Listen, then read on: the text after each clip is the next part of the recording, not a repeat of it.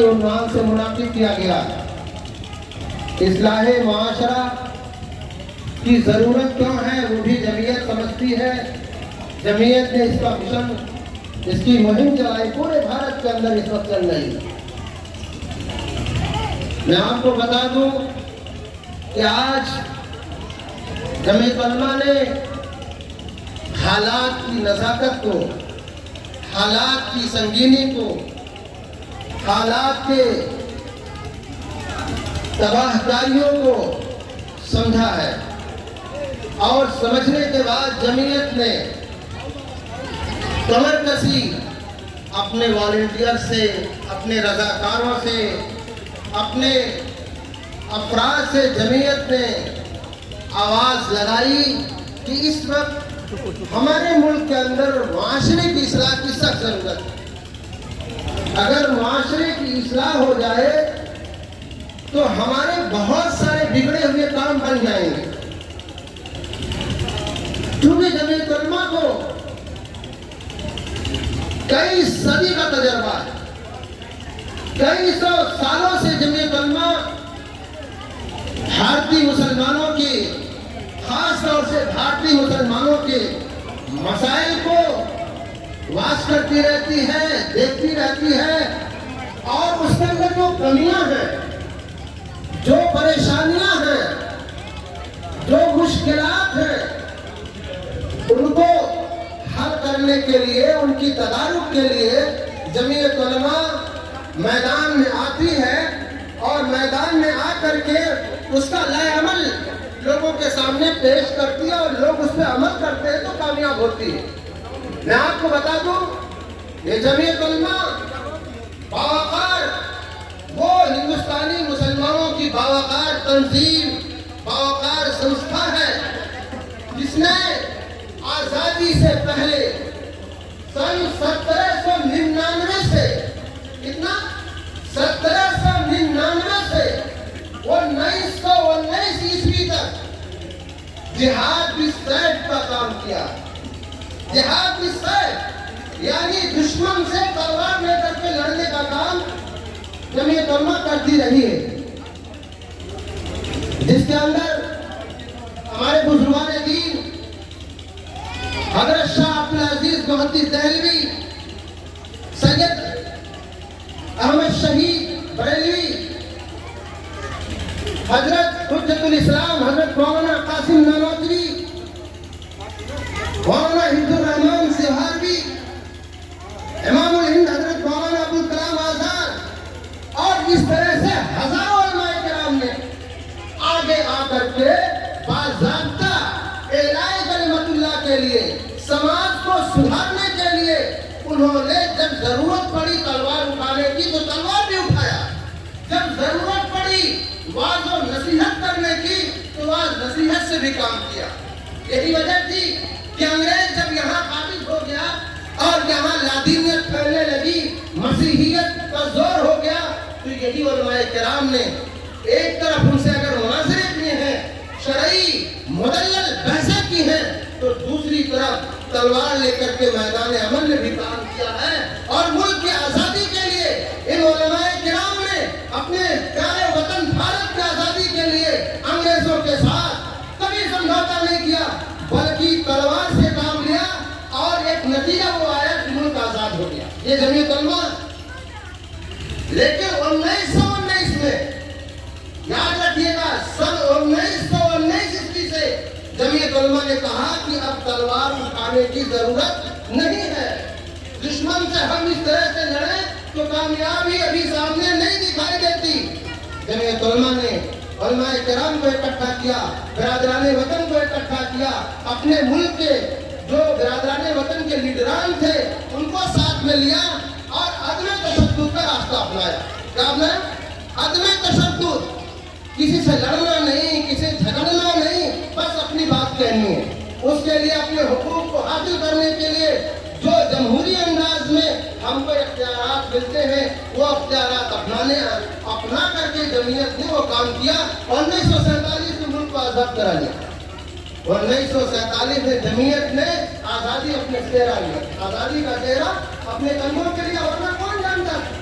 یہ علماء تھے جنہوں लड़ाई लड़ी, हाँ ये और बात है। जब इनकी कुर्बानियां आगे बढ़ी, इन्होंने मेहनतें की, तो हमारे बिरादरी वाले वतन भी तो बहुत सारे लोग, जैसे आपने सुना होगा भगत सिंह आए, क्या कहते हैं कि महात्मा गांधी जी आए और पंडित जवाहरलाल नेहरू आए, ये सारे लोग मिलकर के एक साथ कंधे से कंधा मिला करके मुल्क को आजाद कर, ये जमीयत की खिदमत। और जब मुल्क आजाद हो गया, मुल्क के अंदर सेकुलरिज्म, कहते हैं ना किसी मजहब की हुकूमत नहीं बल्कि अवामी हुकूमत बना दी गई। तो जमीयत हमेशा बात करती रही यहाँ के आईन का, यहाँ के कवानीन का, कि पार्लियामेंट के अंदर कानूनी जो कानून साज इदारे हैं वहाँ पर हो क्या रहा है, ये जमीयत देखती रही। यही वजह है, आप तारीख उठा के पढ़ेंगे तो हमारा जो संविधान बना है, इस संविधान के लिए जो टाइम लगा उसमें बार बार उलमा की तरफ से एतराज होते थे कि ये हमारे हुकूक के खिलाफ है, ये दलितों के राइट के खिलाफ जा रहा है, ये आदिवासियों के राइट के खिलाफ जा रहा है। ये उलमा उसके अंदर बाज़ाब्ता रहे और मिल करके उन्होंने संविधान भी बनवाया। और अब जबकि हुकूमत जमहूरी आ गई है, तो जमहूरियत में जमीयत उलमा ने मुसलमानों के मसाइल को खास तौर से जो हमारे अपने मसले हैं उनके लिए हर वक्त निगरानी की है। पार्लियामेंट में कौन सा कानून बन रहा है, अगर हमारे मजहबी कानून के खिलाफ है, जमीयत वाले सामने आती है। जमीयत की जो जिम्मेदारान होते हैं, चाहे वो हजरत मौलाना सैयद अशरफ मदनी साहब की ज़ात मुबारक अल्लाह उनको खरीद रहमत करे वो हो, या आज हमारे भी हजरत मौलाना सैयद अशरफ मदनी साहब की ज़ात मुबारक हो, आज जब भी मुसलमानों के खिलाफ कोई मसला उठता है, कोई आवाज़ इनके तहजीब के खिलाफ, इनके कल्चर के खिलाफ, इनकी तालीमात के खिलाफ, इनके कुरान के खिलाफ, इनके माशरे के खिलाफ उठती है, तो मौलाना सैयद अशरफ मदनी आगे आते हैं और गवर्नमेंट से आंख में आंख मिला करके ये कहते हैं कि मुसलमानों के खिलाफ ये काम होगा। आज जबकि नफरत की सियासत हो रही है, नफरत की सियासत, मुल्क को बांटने की एक मंसूबाबंद प्लानिंग के तहत, नापाक ताकत प्लानिंग के तहत सोच बना रही है, मुल्क को पीछे ले जाने की फिक्र कर रही है। जमीयत उलमा आगे कहती नहीं, मुल्क के अंदर कौमियत देखी जाए, रवादारी चाहिए, कोई मसलक, कोई मजहब, कोई धर्म, कोई जात, कोई बिरादरी हो, चाहे वो गांव का रहने वाला हो, चाहे वो जिहाद का रहने वाला हो, चाहे वो शहर का रहने वाला हो, वो हमारे मुल्क का मुअज़्ज़ज़ शहरी जमीयत की आवाज़ है और हर उस आदमी के लिए लड़ती रहती है। यही वजह है, आपने देखा होगा जेल की सलाखों में बहुत सारे बेगुनाह ठूस दिए गए। जमीयत ने कभी नहीं देखा कि ये जो मजलूम है इसका मजहब क्या है, कभी नहीं देखा जमीयत ने कि ये जो मजलूम है जिसके ऊपर जुल्म किया जा रहा है इसका मसला क्या है।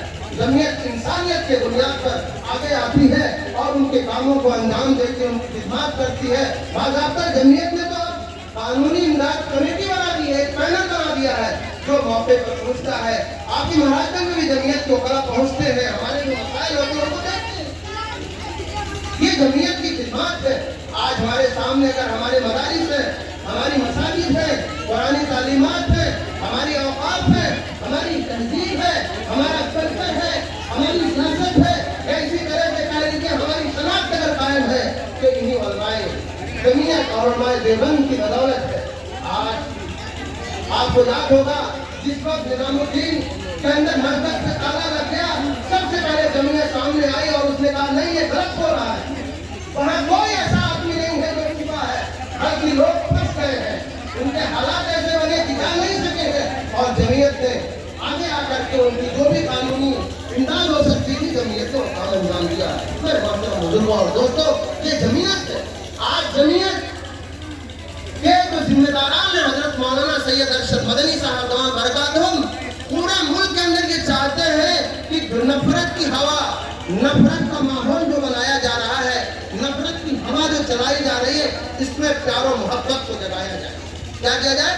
प्यार और मोहब्बत को जगाया जाए। और वो प्यार, वो मोहब्बत सिर्फ इंसानियत की बुनियाद, सिर्फ मानवता के आधार पर हो। वहाँ कोई मजहब नहीं आना चाहिए बीच में, कोई मसलक नहीं आना चाहिए बीच में। जमीयत का पैगाम है, ये पैगाम आप सारे लोगों को हजरत मौलाना अशरफ मदनी को पहुँचाया जा रहा है कि हम अपने इस समाज के अंदर यहाँ रहते हुए इस बात की फिक्र करें कि कोई भी हमारा भाई, इंसानी भाई, मुस्लिम हो गैर मुस्लिम हो, परेशान हाल है अगर, तो आपसे जितना हो सके उसकी परेशानी को दूर करने की फिक्र करें। नहीं कर सकते हैं, माली मदद नहीं कर सकते हैं, तो जुबानी तौर से कम उसके साथ उसकी खबरगीरी करिए, उसके साथ बैठिए, उसके हालात को सुलझाने की फिक्र करिए, उनके बीच जो झगड़े पड़ रहे हैं उसको खत्म करने के लिए कोशिश करिए। आज जमीयत इसका पैगाम आपको देती है। जमीयत ये चाह रही है कि हमारी मुस्लिम बरादरी के अंदर ये जो बेरहमी फैली हुई है, हमारे नौजवान, मेरी माँ और बहनों, गौर से सुनना, आज हमारे समाज के अंदर जो बुराई फैली हुई है, हमारी आने वाली नस्ल, हमारे नौजवान, हमारे बच्चे जो बिल्कुल दीन से दूर होते जा रहे हैं, दीन से इतना दूर होते जा रहे हैं, इतना दूर होते जा रहे हैं कि अगर आपने अपने आप को ख्वाबे खरगोश से बेदार नहीं किया, अगर आपने वक्त पर इसका इलाज नहीं किया, तो आपकी वो औलाद आपके मजहब के मुताबिक जिंदगी आगे चलकर नहीं गुजारेगी, बल्कि वो किसी और मजहब के मुताबिक जिंदगी गुजारने लगेगी। आपको जागना है, हमें इसकी फिक्र करनी है, हमें इसके लिए बेदार होना है, उलमाए किराम के मशवरों पे चलना है। आज इस प्रोग्राम के लिए जनाब हाफिज अब्दुल वाहिद साहब कितना परेशान थे, मेरे पास कितने उनके फोन आए, बार बार उन्होंने तकाजा किया, मौलाना हमारे इस इलाके के अंदर इस्लाह माशरा की गुफ्तगू होनी चाहिए, हमारे यहाँ मुस्लिम हैं, ईमान भाई हैं, ईमान वाले भाई हैं, लेकिन उनकी सोच अब ईमानी नहीं दिखाई दे रही। दुनियावी मामलात में एक से एक आगे बढ़ के, दुनियावी मामलात में तो उनमें आपस में तनाफुस है, एक दूसरे से आगे बढ़ने का जज्बा है, लेकिन दीनी मामले में बहुत पीछे जा रहे हैं, बहुत पीछे जा रहे हैं। खदशा ये है कि आने वाले वक्त में यही मुस्लिम उम्मा इस भारत के अंदर रहेगी और फिर वही जहालत का दौर आएगा कि बहुत सारे लोगों को दफन कर दिया जाएगा, कोई जनाजे की नमाज पढ़ाने वाला नहीं होगा। क्यों? इसलिए कि देखा जा रहा है कि वो घर, वो खानदान, वो लोग जो पहले जमाने में या जिनके आबा अजदाद ने अपने घरों में आलिम पैदा किया, अपने घर में हाफिज पैदा किया, अपने घर में जिनके घरों में तिलावत होती थी, आज उनके घर बिल्कुल कहते हैं कि उजड़ते नजर आ रहे हैं। कोई हाफिज नहीं, कोई आलिम नहीं, ना उनके घरों में सुबह के वक्त तिलावत की आवाज आती है। पहले माएँ और बहनें और बुजुर्ग या जवान सब लोग मिलकर फजर बाद की तिलावत करते थे, घरों से तिलावत की आवाज आती थी। लेकिन अभी आप गश्त करिए, फजर बाद मुलाकात के लिए जाइए, जमात के साथी जाते हैं तो किसी घर से तिलावत की आवाज नहीं आती, किसी घर में यह नहीं दिखाई दे रहा है कि कोई आदमी फिक्रमंद हो कि मैं अपने बेटे को आलिम बनाऊंगा, मैं अपने बेटे को हाफिज बनाऊंगा। अब आप बताइए, माशरे के लोग बताएं, जिम्मेदार लोग बताएं, हमारे समाज के, हमारी माँ और बहनें बताएं कि अगर आपने हाफिज नहीं बनाया अपने औलाद को, आलिम नहीं बनाया अपने औलाद को, तो क्या वो दिन नहीं आएगा कि आपको बगैर जनाजे के दफन कर दिया जाए? अपनी तरफ सोचिए, जैसे आप सोच रहे हैं कि अपने बच्चे को हम इंग्लिश मीडियम में पढ़ाएंगे, बहुत अच्छी सोच है, काबिल मुबारकबाद है आपकी सोच। जमीयत कभी नहीं कहती है कि आप अपने बच्चों को इंग्लिश मीडियम स्कूल में ना पढ़ाइए, जमीयत कभी नहीं कहती है कि अपने बच्चों को आप डॉक्टर, इंजीनियर और कोई ऐसा असली उलूम ना पढ़ाइए, सब पढ़ाइए, लेकिन उसके साथ साथ दीनी उलूम से उनको आरास्ता करिए, दीनी तहजीब से उन्हें आरास्ता करिए, दीनी कल्चर से उनको संवार दीजिए। ये फिक्र होनी चाहिए। आज बताइए कितनी फिक्र है, कितनी फिक्र आप बताएं, सोचे। मैं आपसे पूछता हूँ, हजरत मौलाना अरशद मदनी साहब इन्हीं सब हालात को देख करके उन्होंने ये फैसला लिया कि सारे काम, सारी निशातात, सारे एक्टिविटीज, सारे मेहनत रोको और रोक करके इस्लाह माशरा के उन्वान पर लोगों से गुफ्तगू करो, जमीयत का पैगाम पहुंचाओ कि वो तो वही कौन हो जिनके घरों में बड़े बड़े मुफ्ती पैदा हुआ करते थे, जिनके घरों में अहलुल्लाह पैदा हुआ करते थे, जिनके घरों में सूफिया बादशाह पैदा हुआ करते थे। आज वो घर वीरान नजर आ रहे हैं, आज वो घर इस चक्कर में है कि हम अपने लड़के को डॉक्टर बना दें, इंजीनियर बना, ठीक है, لیکن آپ سوچو تو کیا آپ ڈاکٹر والی محنت کر پاؤ گے؟ کیا ڈاکٹر کے لیے آپ چل پاؤ گے، ساتھ دے پاؤ گے؟ پہلے سوچ لو، تب آگے قدم بڑھاؤ۔ دیکھا یہ جا رہا ہے، سروے یہ ہے، لوگ مدارس میں نہ پڑھا کے انگلش میڈیم اسکولوں میں ڈالتے ہیں۔ انگلش میڈیم اسکولوں کی فیس اتنی مہنگی ہے کہ لڑکے کو ہائی اسکول کرانے کے بعد انٹر میں والدین داخلہ نہیں کرا پا رہے۔ تو CBSE پیٹرن کا کالج آپ کو دور مل رہا ہے، وہاں آنے جانے کے مصارف، وہاں کی فیس، وہاں کی ڈسپلن مینٹین کرنا، وہاں کی بکیں، وہاں کی کاپیز کا آپ کو کلیکٹ کرنا ایک مستقل کام رکھتا ہے۔ پتہ چلا بس آپ نے اپنے بیٹے سے کہا بیٹا پاسپورٹ بناؤ اور کہاں چلے جاؤ، سعودی چلے جاؤ، تم 10 پاس ہو چکے ہو، تیرا پاسپورٹ بن جائے۔ اس لیے ہم نے جو سوچ بنائی ہے، یہ سوچ تعلیم کے اعتبار سے قابل مبارکباد ہے، لیکن جو اس کا رزلٹ سامنے آ رہا ہے وہ بہت ہی افسوسناک ہے۔ آپ بتائیے، آپ سوچیے، اپنے گاؤں کے اندر محاسبہ کریے، کتنے لوگوں کو آپ نے ڈاکٹر آج تک بنایا ہے، کتنے لوگوں کو آپ نے انجینئر بنایا ہے؟ بنایا ہے تو بہت اچھی بات، بہت اچھی بات، اور اس کی سخت ضرورت ہے۔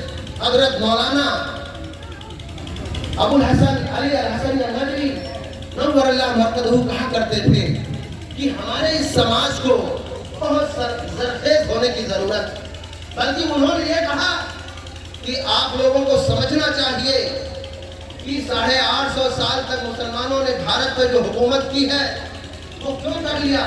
وہ ایک خاندان تو نہیں کیا ہے۔ بتائیے، آپ لوگ پڑھے لکھے لوگ ہیں، بہت سارے لوگ جانتے ہیں 850 سال تک مسلمانوں نے جو حکومت کی کوئی ایک خاندان نہیں کیا ہے۔ کبھی لودھی، کبھی مغل، کبھی غوری، کبھی فلاں، کبھی الگ الگ خاندان کے لوگ حکومتیں جاتی تھی، دوسرے لوگ آ جاتے تھے۔ وجہ اس کی یہ تھی کہ ان کا سماج زرخیز تھا، وہ لوگ پڑھتے تھے، ان کے اندر ماہرین ہوتے تھے، بہترین آرکیٹیکٹ ہوتے تھے، بہترین فلسفی ہوتے تھے، بہترین سیاستدان ہوتے تھے، اکانومی کے ماہرین، اور کیا کہتے ہیں معیشت اور معاشیات کے بہترین فاضل ہوتے تھے۔ ان کی دماغ یہ ہوتا تھا ایک خاندان اگر کمزور ہوا دوسرا خاندان فوراً آ جاتا۔ حالانکہ ایسا نہیں ہے کہ یہاں کی طاقتیں نہیں چاہتی تھی، ان لوگ پیچھے رکھے دیا ہے، یہاں کی طاقتیں ساری لڑتی تھیں، لیکن کیونکہ وہ لوگ پڑھے لکھے لوگ تھے، تعلیم ان کے پاس تھی، تہذیب ان کے پاس تھی، ثقافت ان کے پاس تھی، ایک کمزور ہوتا دوسرا آ جاتا تھا۔ آج ہمارا سماج بالکل غیر سرخیز ہے۔ آپ بتاؤ، آپ کے پاس نہ تو ڈاکٹر، نہ انجینئر، نہ آپ کے پاس اینکر، نہ آپ کے پاس میڈیا کے اندر اہلکار، نہ آپ سیاست کے کسی اچھے عہدے پہ کہیں نہیں رہیں گے، کہیں رہتے آپ اگر آپ کے لیے اگر راستہ ہے تو تعلیم کا راستہ ہے، صرف تعلیم کا راستہ ہے۔ جو لوگ اس کے اہل ہیں کہ اپنے بچوں کو پڑھانے کی اہلیت رکھتے ہیں، پراپرٹی کے مالک ہیں، ان کے پاس 10-20 ایکڑ کھیت ہے، ان سے یہ کہا جا رہا ہے کہ وہ اپنی ملکیت کو بچوں کی تعلیم پر صرف کریں، عزم کریں، ارادہ کریں۔ بچے کو آپ کو ڈاکٹر بنانا ہے، آپ نے سوچ لیا بنائیے، لیکن بچے کا دماغ بھی واش کرتے رہے، کہیں ایسا نہ ہو وہ بچہ پڑھ کے ملحد ہو جائے، آپ کا بھی نہیں بنا اور ملت کا بھی نہیں ہوا، نہ قوم کا ہوا، کسی کا نہیں ہوا۔ اس لیے تعلیم کے ساتھ ساتھ تربیت دیجیے۔ 6 گھنٹہ اسکول میں بچہ رہتا ہے، زیادہ سے زیادہ 6 گھنٹہ، کوچنگ سینٹروں میں تو اس سے بھی کم۔ ابھی کا اسکولنگ کم اور کوچنگ زیادہ، ابھی 20% اسکولنگ ہے اور 80% کوچنگ کریں۔ جو پڑھے لکھے لوگ ہیں پوچھئے 8 کے بعد فوراً کوچنگ میں بچے کا ایڈمیشن، ٹیوٹر چاہیے، کیوں؟ اسکول کی تعلیم سے کوئی مطمئن نہیں ہے۔ ٹھیک ہے، آپ نے جیسے اس کی فکر کی، ایسا آپ کیوں نہیں فکر کرتے کہ بچے کی صحیح ذہن سازی ہو، صحیح نشو و نما ہو، دینی اعتبار سے اس کا ذہن ڈیولپ کرے، اس کے لیے آپ ماحول مہیا کریے۔ جس طریقے سے آپ نے کیمسٹری کے لیے، میتھ کے لیے بایو کا آپ نے ٹیچر رکھے 1000 روپیہ دے کر کے، ایسے ایک عالم صاحب کو رکھیے جو اس کی ذہن سازی کرے، اس کو آپ کے مرنے کے بعد آپ کے حقوق کا ہے وہ تو کم سے کم بتائے، ورنہ مر جانے کے بعد آپ کا نام نہیں لے گا۔ محترم بزرگوں اور دوستوں، یہ ملکیت تو ہماری ایسے پڑی رہ جائیں گے، ایک ہم سوچتے رہ جائیں گے۔ اس لیے ہمیں اس بات کی فکر کرنی ہے، جو لوگ اہل ہیں اپنے بچوں کو دنیاوی تعلیم دینی تہذیب کے ساتھ دلائیں۔ کالج میں تو ماحول نہیں ملے گا، لیکن آپ کو گھر میں اپنا ماحول بنانا پڑے گا. ہماری مائیں اور بہنیں اس ماحول کو بنائیں گی. ہماری مائیں اور بہنیں اس ماحول کو بنائیں گی. 850 سال تک مسلمانوں نے یہاں حکومت کی، لیکن بتائیے کیا ہندی زبان ختم ہو گئی؟ بتائیے آپ لوگ، 850 سال تک مسلمانوں نے حکومت کی، کیا ہندی زبان ختم ہو گئی؟ نہیں ختم ہوئی. وجہ اس کی یہ تھی کہ یہاں کے جو دوسرے ہمارے برادران وطن تھے، ہماری جامعات میں پڑھتے تھے، ہمارے مدرسوں میں پڑھتے تھے اردو زبان میں، لیکن ان کے گھر کے اندر جو بھی کام ہوتا تھا، کلچرل پروگرام ہوتا تھا، وہ ان کے زبان میں ہوتا تھا. آج ہمارا حال کیا ہے؟ بچہ وہاں گیا انگلش میڈیم میں تو شادی کا کارڈ آپ نے انگلش میں ہی چھاپ دیا، آپ نے ہندی ہی میں چھاپ دیا. ٹھیک ہے، ہندی ہماری مادری زبان ہے، ہندی کے ساتھ اردو بھی آپ کو چھاپنا چاہیے، لیکن وجہ یہ ہے کہ آپ کہتے ہو اردو کوئی سمجھتا نہیں. جب آپ نے یہ سوچا تو اردو زبان جو آپ کی تہذیب کی زبان ہے، آپ کے کلچر کی زبان ہے، وہ کہاں رہ گئے؟ ہمیں سوچنے کی ضرورت ہے، ہمیں بیدار ہونے کی ضرورت ہے. کسی قوم کو مٹانا ہو تو اس کی زبان کو کاٹ دو، کسی قوم کو مٹانا ہو تو اس کے کلچر کو ختم کر دو. آج آپ کے کلچر پر حملہ کیا جا رہا ہے، آپ کی تہذیب پر حملہ کیا جا رہا ہے، آپ کے وطنیوں پر حملہ کیا جا رہا ہے. آپ کی جس شناخت میں یہاں بیٹھے ہوئے ہیں، ٹوپی لگائے ہوئے ہیں، مسلمان ہے، یہ ایسا لباس کرنے میں دیکھنے میں لگتے ہیں مومن ہے، اس لباس کو آج اسلام و خوبیہ کے لوگ فوکس کرتے ہیں. یہ غلط ہوتا ہے کہ نہیں ہوتا ہے؟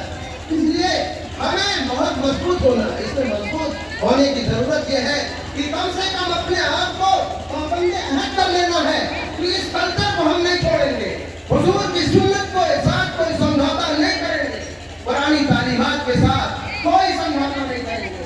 جو لوگ اس لائق نہیں ہیں کہ اپنے بچوں کو بڑے بڑے کالجز میں، یونیورسٹیز میں علوم اصلیہ پڑھا سکیں، وہ لوگ بھی فکر کریں بچوں کو پڑھانے کے لیے، محنت کریں. آج ضرورت اس بات کی ہے کہ ایک وقت کھانا کھائیے، ایک وقت بھوکے رہیے، پیٹ پہ پتھر باندھیے، لیکن اپنے بچوں کو پڑھانے کی فکر کریں. ملک بھی چلا رہا ہے، ملک کے ارباب اقتدار کے لوگ بھی بار بار دہائی دے رہے ہیں کہ تعلیم میں آپ آگے آؤ، آپ تعلیم میں آگے بڑھو گے تو ہمارا ملک آگے بڑھے گا. اور ہم اپنے سماج کے، ہمارے ملت کے مقتدر لوگ جو ہیں، اغوا لوگ ہیں، وہ بھی یہی کہہ رہے ہیں. حضرت مولانا سید اختر مدنی دعوت برکاتہ کے تو بار بار اس طرح کے بیانات آ گئے کہ آپ اپنے بچوں کو پڑھاؤ، چاہے آپ کو بھوکا رہ کے پڑھانا پڑے، بچوں کو پڑھنے کے لیے بھیجو، چاہے آگ کے انگاروں سے بچوں کو گزرنا پڑے، لیکن اسکول اور کالج سے اس کا رشتہ مت ختم کرنا. میرے محترم بزرگوں اور دوستوں، ہمیں دیکھنے کی ضرورت ہے ہم دیکھیں کتنا ہم اپنے بچوں کو پڑھا رہے ہیں، کتنا پڑھا رہے ہیں، ہمیں کتنی فکر ہے. کیا اسکول میں نام لکھا دینے سے آپ کا فریضہ ختم ہو گیا؟ کیا بچے کو آپ لے جا کر کے اسکول میں نام لکھا دیے آپ کی ذمہ داری ختم ہو گئی؟ نہیں. آپ کو تو پورا فکر کرنی ہو بچے کے لیے، کیونکہ قرآن پاک کی آیت ہے، اپنے آپ کو بھی بچائیں اور اپنے اہل و عیال کو بھی آگ سے بچائے. دنیا کی آگ، دنیا کی تباہی، دنیا کی بربادی اور اخروی بربادی سے بھی آپ بچائیں. اخروی بربادی وہی مین ہے، وہاں کی کامیابی مین ہے، اس کو آپ ترجیح دیجیے. دینی ماحول میں اس کی فکر کرنے کی ضرورت اس بات کی ہے. دیکھو میں آپ کو بتاؤں، ہمارے گاؤں کے اندر، ہمارے بستی کے اندر چھوٹے چھوٹے مدرسے ہمارے بڑوں نے، ہمارے بزرگوں نے قائم کر دیے. ہاں الحمدللہ ہر گاؤں کے اندر کوئی چھوٹا مکتب مل جاتا ہے، چھوٹے مکتب مل جا رہے ہیں، مسجدیں مل جا رہی ہیں، لیکن ان کی حالت کتنی خستہ. یہ دیکھو آپ اپنے مکان کو تو آپ نے اچھا بنا لیا، آپ کے بڑے جس حالت میں مکان لے کر کے گئے تھے اس سے بہت اچھا آپ نے بنا لیا، لیکن مدرسے کے ڈیولپ کے لیے، مدرسے کی ترقی کے لیے کبھی آپ سوچے فیصلہ کریے اپنا. کیا آپ نے مدرسے کے لیے بھی کبھی سوچا؟ کبھی آپ نے فکر کی اس بات کی کہ آپ کا بچہ قرآن اچھے انداز سے پڑھے، آپ کا بچہ قرآن کو سمجھے؟ کبھی آپ نے سوچا کہ آپ کا بچہ جب گھر میں آئے تو نبی آخر الزمان محمد عربی صلی اللہ علیہ وسلم کی سنتوں کو آپ کو بتائے؟ نہیں سوچا آپ نے.